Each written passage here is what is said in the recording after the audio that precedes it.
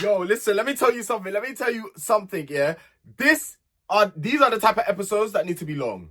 These are the type of episodes that I don't mind an hour and a half for, because you see when you give, listen, producers, you see when you give content like this, I'm eating my popcorn, and I'm watching without actually chilling on my phone. But listen, guys, it's your boy Tarek, and I'm back today with another Love Island review. Listen, we're gonna go in on this one, okay? I don't have that many notes, but I'm gonna try and make this one long for you guys because I really enjoyed this episode. If you're a fan of the show, be sure to hit the subscribe button with the notification bell on, so every time I upload a video, you guys are notified. Without further ado, let's just get straight into the review. So it starts off by Elma genuinely thought that they were going home after the vote. I mean, they were in the bottom three. And because of probably the arguments that they've been having and the disagreements, more from Elma's end, I would say, the public obviously don't think that they're compatible like that because they're constantly at this early stage breaking up. And people know how Ronnie is. That's just a matter of the fact. People actually know how Ronnie is as a person. Like, he's not serious. So yeah, it's just a matter of, you're not a serious character. Elma's like head over heels for you. That's what it's giving. But it's like, it's not being reciprocated. So you two are just not compatible. And that's what the public see. I did say though that there is some sort of chemistry. Like, they are the same person. Like, they are the same in terms of like energy wise, in terms of like personality. They are very similar. We cannot deny that. But sometimes people being similar or being exactly the same as someone else, they tend to clash. And I think we're seeing it in 4K. Like, they're clashing a lot.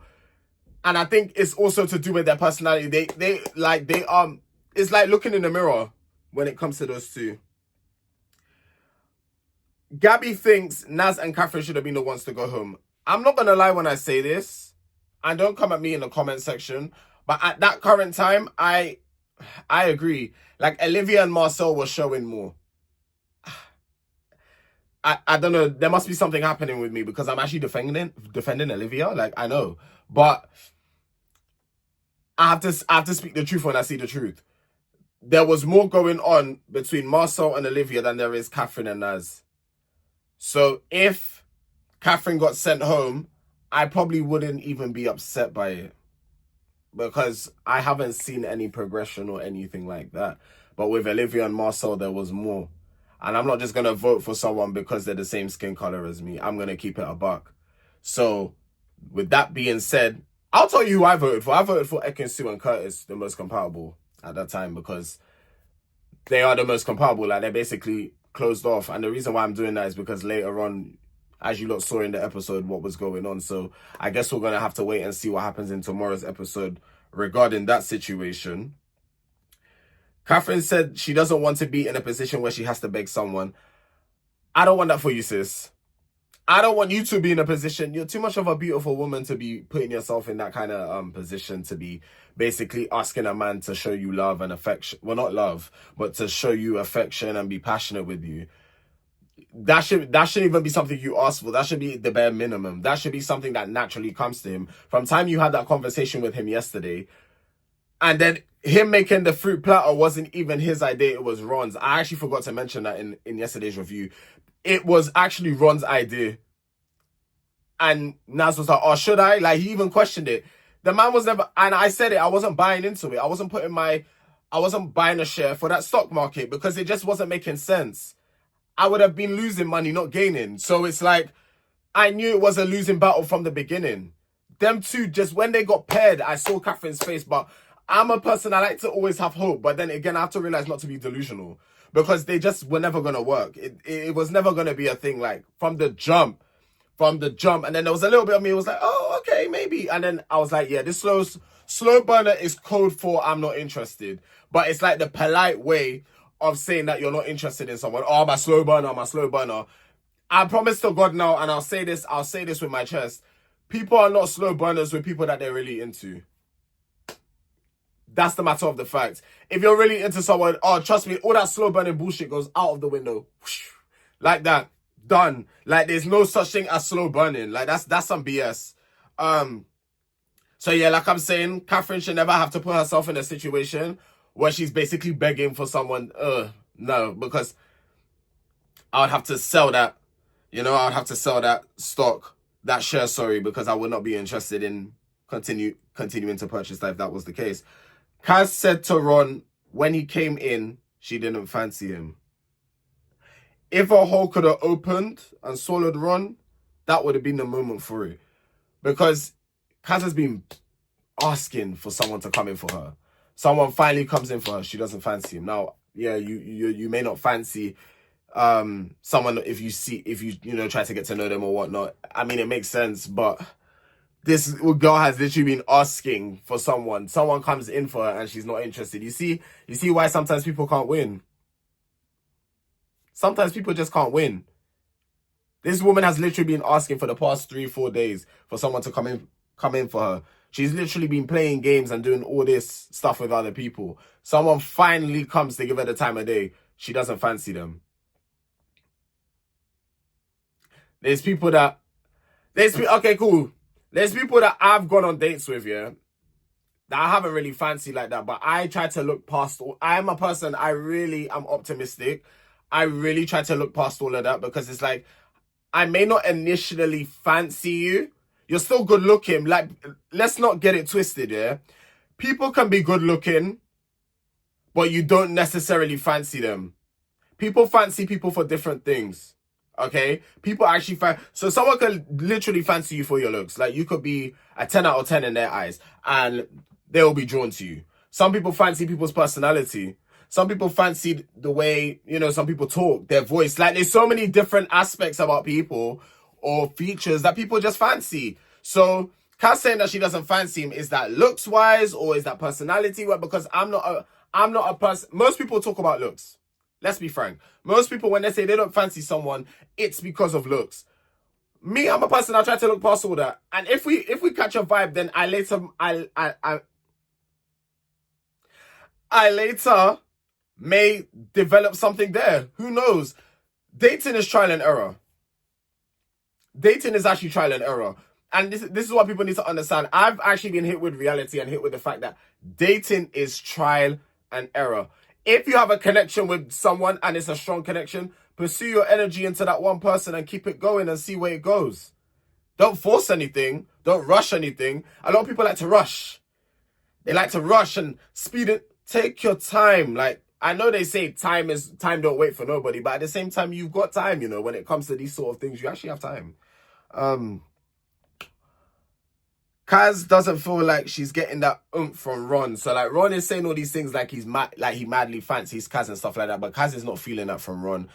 I'm not sure if Ron is really showing how much he fancies Kaz, but Kaz is saying she's basically not getting butterflies in her stomach because we all know why Ron pulled up Kaz to the terrace and he basically got pied. I know his ego was hurting. I know. And later on is what Kaz was saying to the girls that just was like, if you had... Anyway, I don't want to jump. I said I like this side of Luca. I think I've actually misunderstood Luca. And I'm saying I think because who knows what happens later on in the series. But I think I've actually misunderstood this guy. He's genuinely a sweet person. But I think it's because Luca back on his season was younger and he was around. I need to actually, for now, put my phone on Do Not Disturb because I will lose my train of thoughts. There we go. I need to remember to start doing that before I... Anyway. You see, I lost my train of thought. I need to pick up where I was. Let me go back on the note. Yes, I was saying I like this side of Luca, but I think I've actually misunderstood the guy. Because, yes, on his season, he was with Jax. I put my phone on Do Not... Or maybe because for certain people. Anyway, certain people, the notifications are... what do you call it? I allow the notifications to come through for certain people. He had Jax on his season. And he was younger, so he was a lot more immature. And apparently him and Jax, Luca and Jax, they had these allegations against them for bullying. Do you guys remember that rapper Remy? Yeah, there was a lot happening, especially after. Anyway, it was a whole lot. But me seeing Luca basically comforting Catherine and doing all of this, I'm just like, you know what? My ratings for you have slightly gone up. Like, for Luca, I'll be so real. Like, my ratings for him have slightly gone up. Because it's just like, oh, you're actually, like, a nice person. Like, he's actually genuinely a nice person. Whether it's an act, I don't know for now. But from now, I'm just going to talk about from what I'm seeing. I hope he doesn't make me eat my words. Because this is me being genuine. Like, I'm like, I think I've misunderstood this guy. Luca was also saying that, basically saying that you're a slow burner means that there's nothing there. So Naz needs to be real with himself. And that's what we've all been saying. That's why they were in the bottom three. Maybe if Catherine was paired up with, I don't know, a random person, Scott, it may have been more. Like, they may have not been in the bottom three. Or with someone else that basically had a connection with her, or a better connection than what Naz had. I said Catherine is too much of a bad bee to be worrying about this man. Like, she's actually too much of a bad bee to be worrying about this man. So the fact that she's worrying about Naz and getting all, thing up about him. I couldn't think of a word, so thing up was the next thing in my vocabulary. To get so amped up about him is like, nah, you're too much of a bad bee for this. Kaz then starts saying she is feeling guilty because how Ron made a fruit platter, and Gabby's basically saying, okay, you're going to have to do way more than a fruit platter. I agree. Because a fruit platter is a nice gesture. It's a nice gesture, but like, you have to do a bit more than that. And then she's saying she should kiss him as she feels bad. Anybody that kisses you because they feel bad is actually a violation. Because what do you mean you're kissing me because you feel bad? Not because you want to, but you feel bad. Do you know how much of a violation that is? Imagine someone saying, oh, I'm only kissing you because I feel sorry for you. What? Nah, I'd rather you keep your kiss. Like, that's patronizing. I can't lie, that's patronizing. Elma said in bed she loves Ronnie.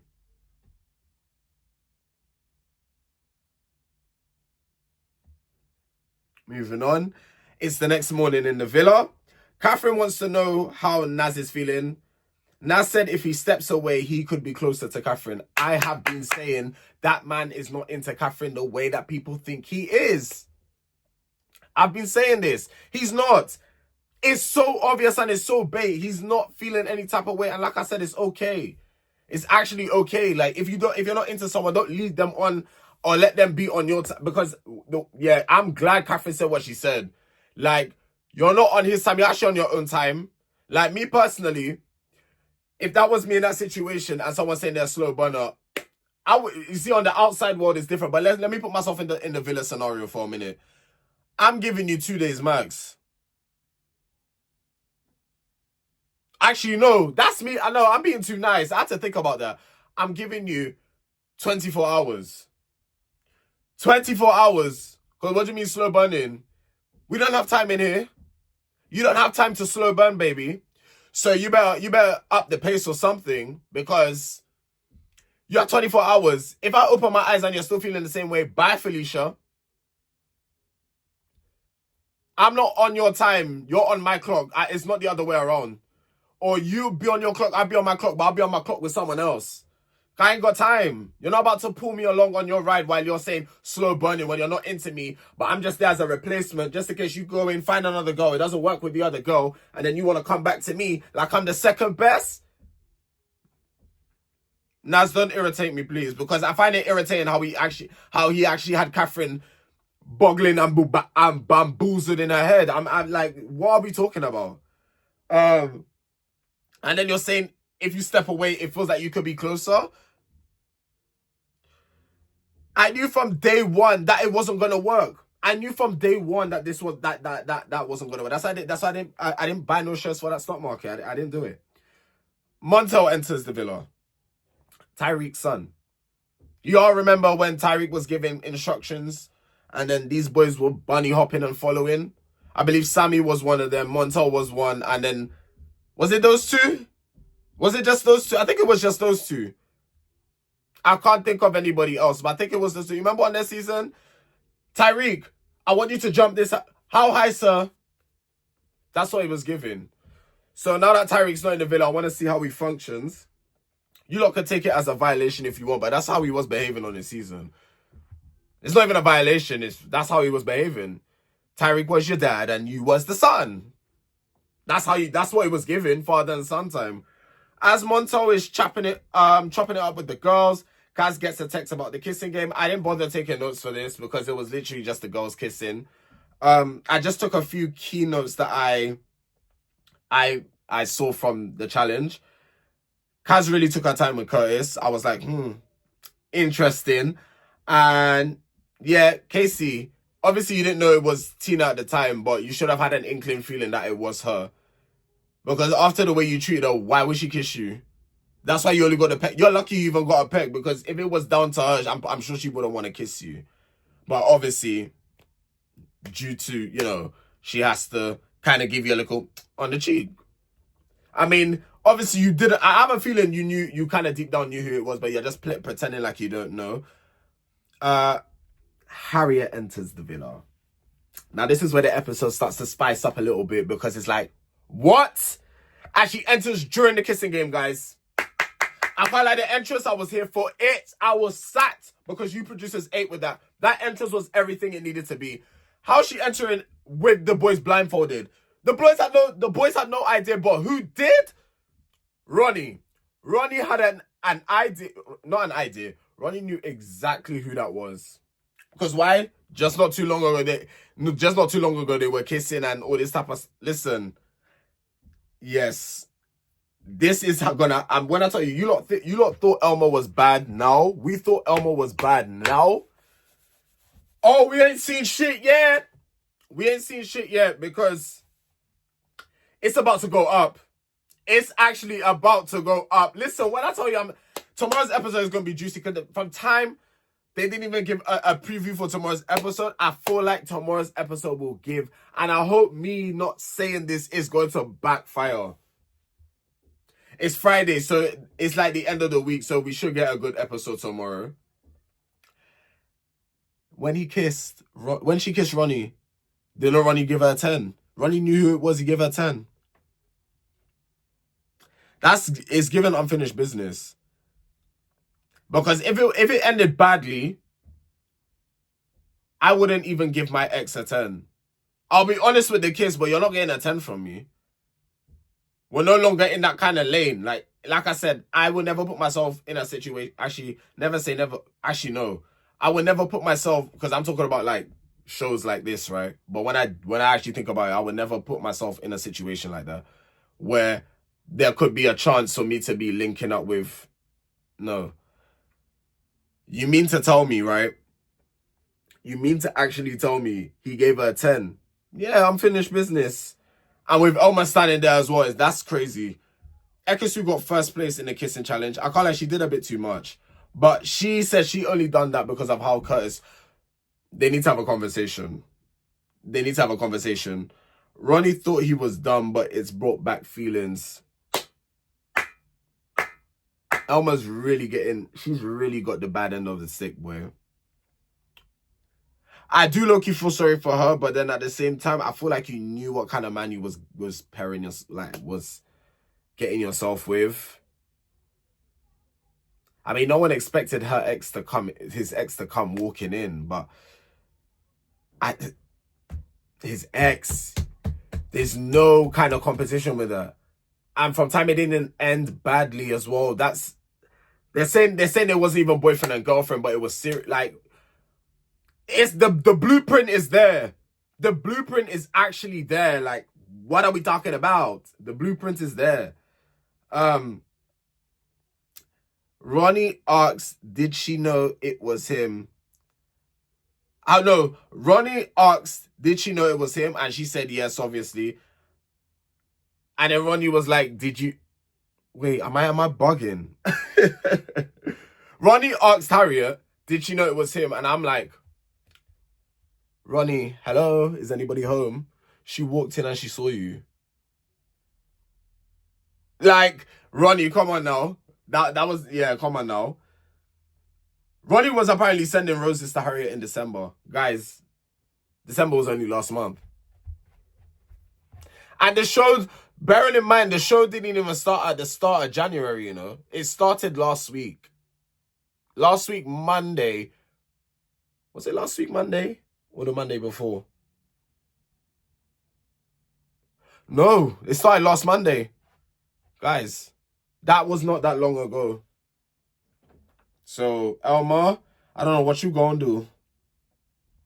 Ekin told Elma not to approach Ronnie as Harriet is in the villa. Very true. See how Ronnie acts now that his ex is in there, but from the conversation that they were having on that terrace, I don't think Elma stands a chance. I'll be so real with you.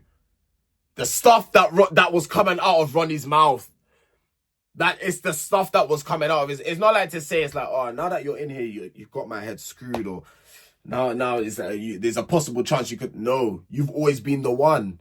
You were the one.